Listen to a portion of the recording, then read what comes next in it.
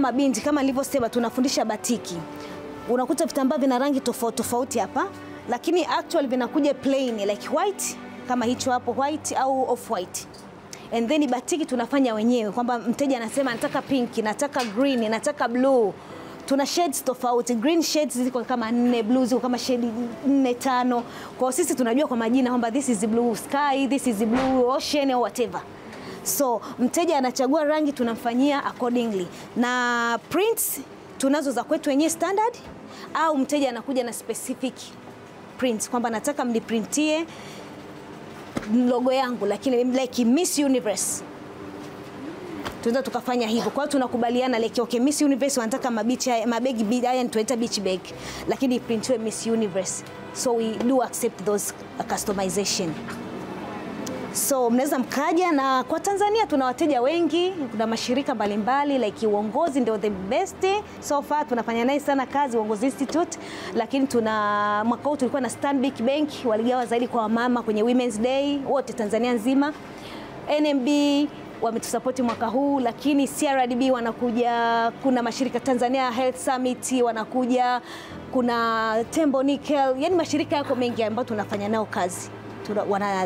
Wanakuja kutusupport. So lakini pia na nje ya nchi kuna watu mbalimbali wafanya biashara, tuna wateja Croatia, USA, UK wanakuja kutusupport sana. So inawezekana na nyie mkawa ni one of our supporters kwa sababu ile pesa tunayoipata from selling this bag ndio inayotusaidia kuongeza wanawake zaidi kwenye kila mwaka. Kwa sababu every year tunatumia funds za donors, lakini if there is no donor tunaenda kufanya one group. So tunahudumia wanawake wachache zaidi. Kitu ambacho nimejifunza katika ziara ya CCBRT tulipoenda kutembelea wanawake wenye fistula ni ule uwezo wa mwanamke kuinuka tena, the ability to rise again baada ya kushindwa au kusongwa na kitu ambacho kikawa kama kikwazo. Tumekutana na wanawake ambao walikuwa ni wagonjwa wa fistula, na fistula ni ugonjwa ambao sio mzuri in a way. Yani ni ugonjwa ambao unaleta aibu, unamwaibisha mtu. Kwa ni rahisi sana kwa mtu mwenye ugonjwa wa fistula kukata tamaa, kusema kwamba ndio mwisho wa maisha yangu. Lakini wale wanawake baada ya kupona, vipaji ambao viko ndani yao vimetokeza, na tumeweza kuona vitu ambavyo wamefanya, kazi za mikono yao, wameshona vitu ambavyo kiukweli ni vitu vya kimataifa, ni vitu ambavyo unaweza ukaviuza popote katika nchi yoyote na vikakuza tu uchumi, sio uchumi tu individual hadi uchumi wa taifa. Kwa hiyo nimejifunza mwanamke popote ambako ulipo, popote ambako umekwama, unaweza ukainuka tena, unaweza ukafanya kitu ambacho ulihisi huwezi kufanya kutokana na tatizo ambalo ulikuwa nalo. Kwanza nilikuwa sijui kwamba ugonjwa wa fistula unatibika kabisa. But baada ya masterclass nimejifunza kwamba ugonjwa wa fistula unatibika. I didn't know about this. And so tulianzia katika kitengo cha wajasiriamali. Tukaona vile wamama ambapo wamerudi tena baada ya kuumwa na kupata matibabu, wakarudi wakajipanga na walipatiwa kitu kilichonifurahisha zaidi, walipatiwa mitaji, mafunzo bure bila gharama yoyote. Walikuwa wana vitambaa vya material mbalimbali, wanashona mabegi, wanashona soli, wanashona vitu mbalimbali ya mito, foronya, yani vitu mbalimbali sana vya sanaa, na vitu hivyo vinavutia na vinasaidia katika kuongeza uchumi na mapato ya serikali. So karibuni sana. Kama labda kuna mtu ana neno, swali, karibu. Umesema baada ya matibabu, baada ya mafunzo wanapewa vitendea kazi. Je, kuna gharama zozote anachangia labda? Hapana. Mwanafunzi akija, gharama anayotumia ni ya kwake tu, nauli ya kuja hapa. Lakini kuondoka, nauli ya kulipia mzigo, maana mashine lazima ulipie kwenye basi, lakini pia tunawapa cash advance kwa sababu amemaliza mafunzo, tumempa mashine, tumempa vifaa. Lakini sio vifaa vyote tutaweza kukupa. Inawezekana tumekupa kitenge na material ya uniform, lakini unahitaji zipu, kuongeza zipu, au unataka kuongeza kitenge, so that cash advance tunampa, anaweza kajiongeza. Mwingine anaenda nyumbani anataka ku rent labda kieneo cha kuweka mashine yake bango lake pale, so all those kind of mtu anaweza kafikiria kwamba ataitumia vipi. Nimekuja kujua kwamba kuna mabalozi wa fistula around like every in Tanzania, kwamba wanakuwa they go through every region finding watu ambao wanaumwa na huo ugonjwa na pia kuwasaidia. Alafu pia tumeweza kwenda kuongea na baadhi ya kina mama waliokuwa wanaugulia huo ugonjwa, ikiwemo kuna huyu mama ambaye alituhadithia historia yake, akatuambia pia mume wake alimwacha, alimtenga kwa ajili ya huo ugonjwa. Kibinafsi inasikitisha sana. Yasikitisha sana. Tumeweza kwenda kuwapa support, kuwapa kidogo tulichokuwa nacho sisi kama Miss Universe Tanzania, na tunashukuru sana sana sana sisi ya BRT kwa kutuweza kutupokea vizuri, na tumeshukuru sana. Okay, changamoto ya kwanza kama nilivyosema, tusipopata wafadhili hatuhudumii watu wengi. Lakini changamoto nyingine ni unakuta katika wale tuliowafundisha kuna wengine ukifanya follow up kidogo unakuta hawako active. Kwa hiyo ni ile like kufuatilia sana kwa mara. Lakini changamoto nyingine, kuna wengine wanakuja bado wana changamoto, unakuta hawajapona vizuri, kwa hiyo inabidi baada ya mafunzo wabaki tena kwa ajili ya operation, kwa sababu hizo operation ziko sponsored. Kwa hiyo kama mtu hajapona vizuri bado anaruhusiwa kuja kurudia. Tanzania nzima kuna mabalozi. Kila mkoa una balozi wa fistula. Kwa hiyo kila balozi kazi yake ni ku-identify watu ambao inawezekana hawezi medical anaweza asiverify kama mtu ana fistula, lakini yeye kuna zile dalili za mwanzoni wamekuwa wamefundishwa kwamba mtu mwenye hii hali ana fistula. Kwa sababu wale wanawake pia wakifika hapa wanafanywa medical check up, kweli ni fistula kweli? Isije kama mtu amezaliwa na tatizo la kukojoa kitandani akasingizia fistula. So wakifika hapa they are checked also medical, ili kama sio fistula anarudi. Lakini kama kama mmeelezewa huko, hii fistula treatment is free, from nauli ya kutoka nyumbani kuja hapa, matibabu, malazi, kila kitu ni free hadi anarudi nyumbani. So we have ambassadors everywhere in Tanzania. Kwa hata wanafunzi wanaokuja hapa tunachukua from those, na wengi ni wote waliotibiwa hapa. Hatuwezi kuchukui bado mtu wa nje, kwa sababu ni wengi, yani tunajikuta capacity yetu bado inabaki kwa fistula women.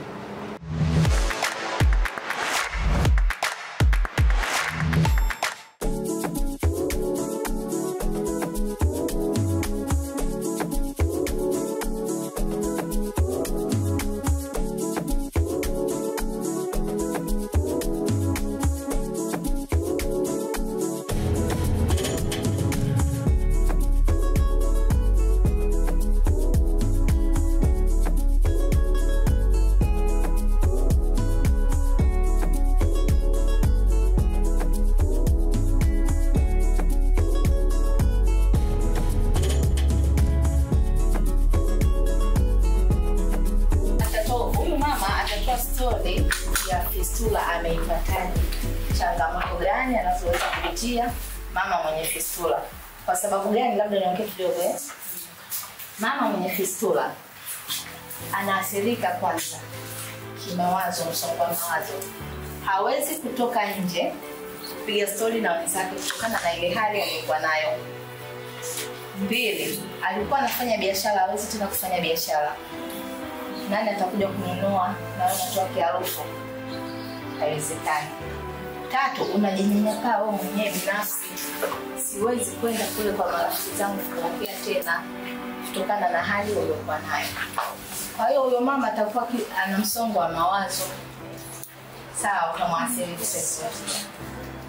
Yeye kama binadamu, wewe ushazoea kupiga story na wenzio, leo unakuwa unajitenga, unakaa mbali. Kwa hiyo shida kidogo.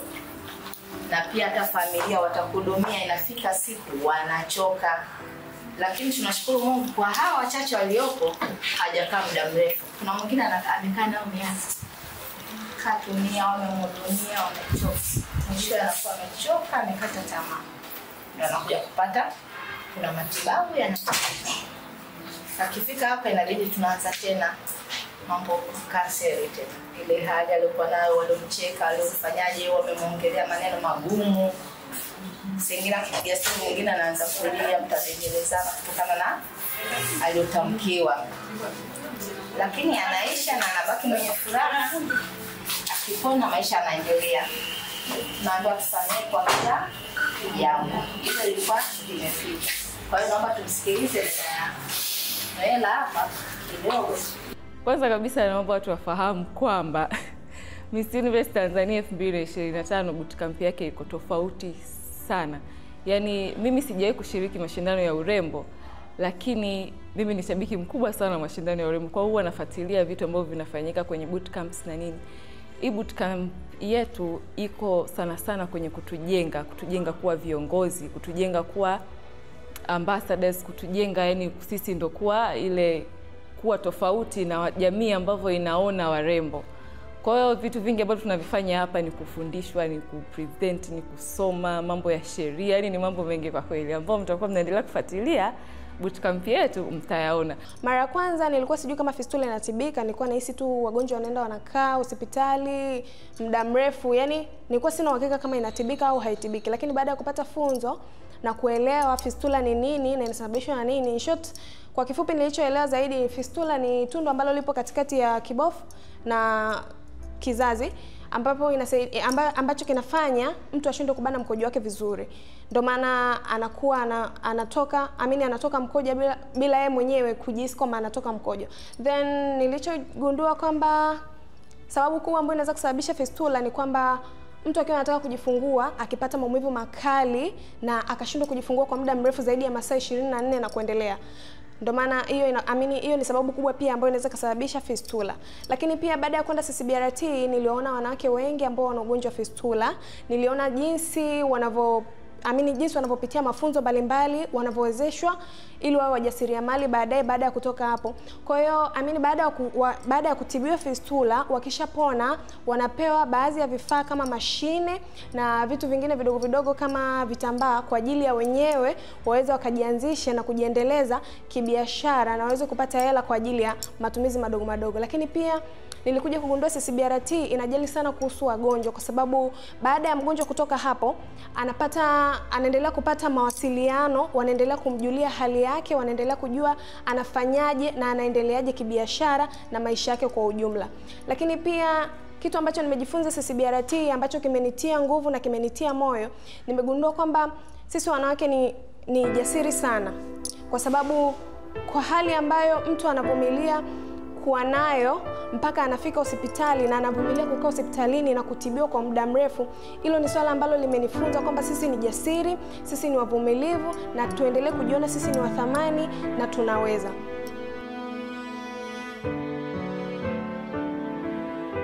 Mimi kwa majina naitwa Noela Robert Manyama. Nimetokea Mara, kwetu ni Msoma. Nimeugua tumbo tangu mwezi wa 12. Nilipoenda kupimwa hospitalini, kizazi walikuta kimejaa usaha. Nikasafishwa, nikafanyiwa operesheni ndogo. Nilipofanyiwa operesheni ndogo, nimekuja nyumbani, nimekaa baada ya wiki 2 tena kikajaa usaha. Nikapelekwa tena hospitali, nikaenda nikatolewa kizazi. Na nilipotolewa kizazi ndani ya wiki 1, mgonjwa ukaanza kuvuka. Niliporudi hospitalini, daktari aliniambia kwamba hii ni fistula, atoma sindano. Akanichoma sindano. Na aliponichoma sindano, nimekuja tena nimekaa ndani ya mwezi mmoja. Tena mgonjwa ukaanza. Nilipopigia simu daktari akasema kwamba njoo tena ufanyiwe operation tena mara ya pili.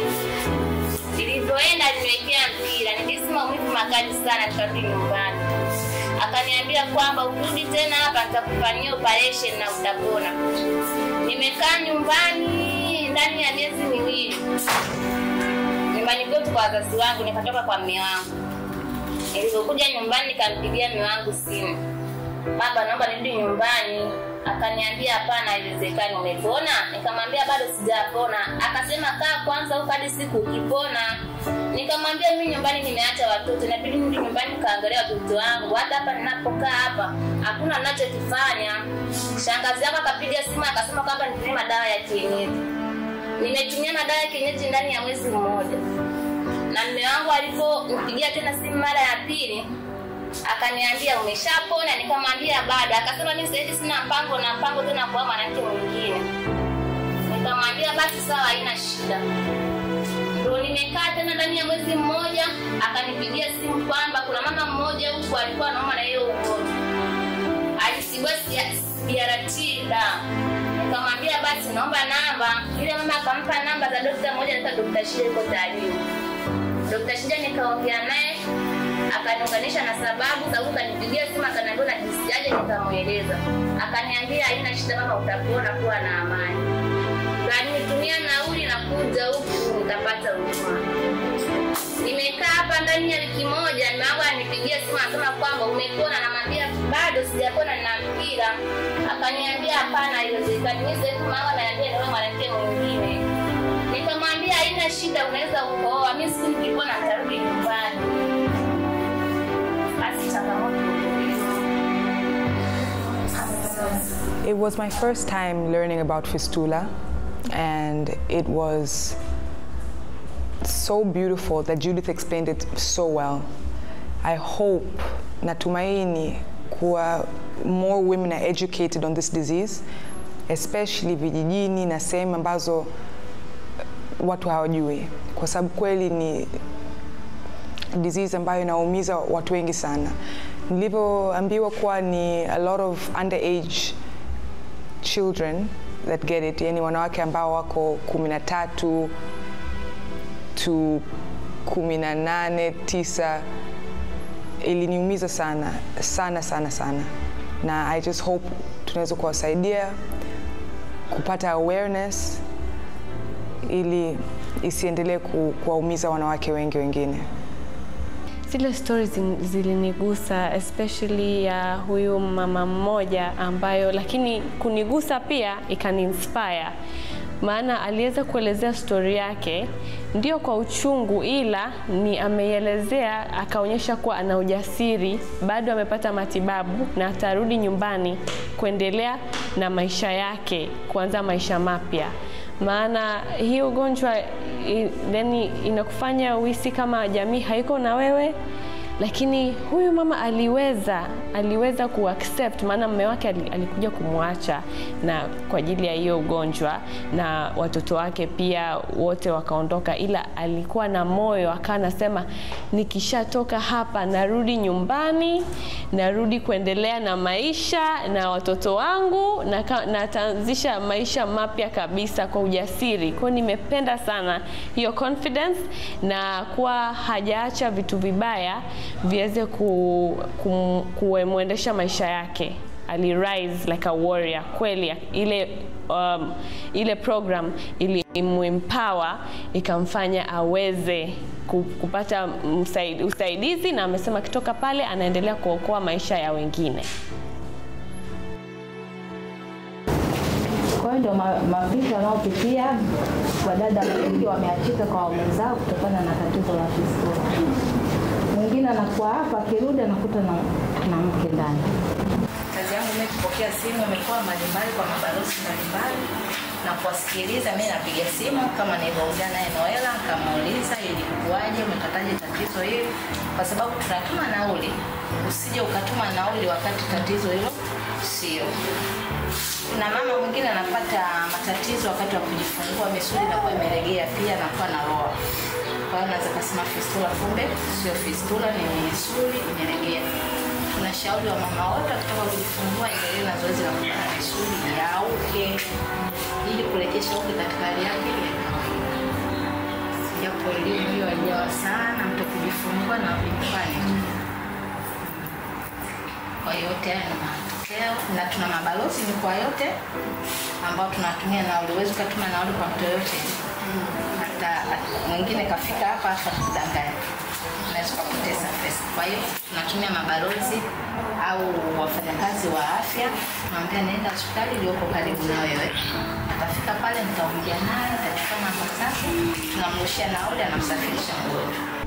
Okay, so the awareness of ugonjwa wa fistula uko so mkubwa sana ukilinganisha na magonjwa mengine kama cancer and HIV/AIDS.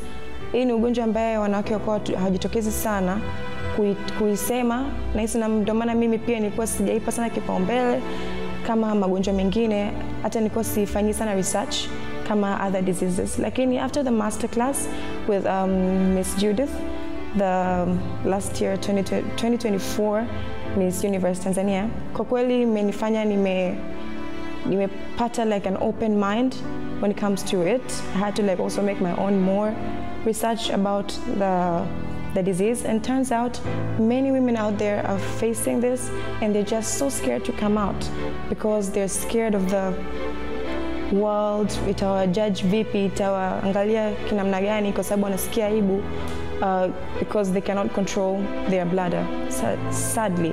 However, I would like to tell you kwamba the government is here for you, and ndio maana wametoa huduma ya bure. And I wasn't there at CCBRT, lakini I had to take time and ask my friends wamefundishwa nini, wakaona nini kule, ili na mimi nipate more information.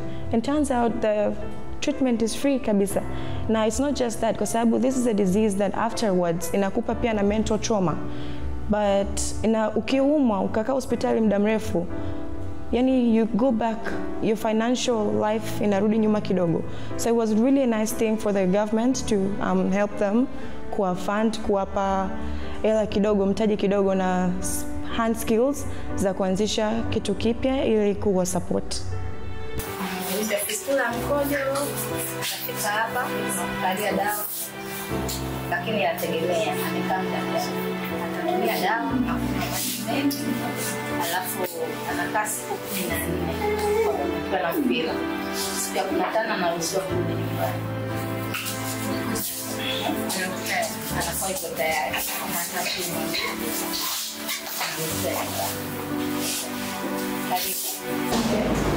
Swali langu ni kwamba ishawahi kutokea labda mgonjwa wa fistula hajapona, ishawahi kupata changamoto ile ikatokea mgonjwa wa fistula hajapona?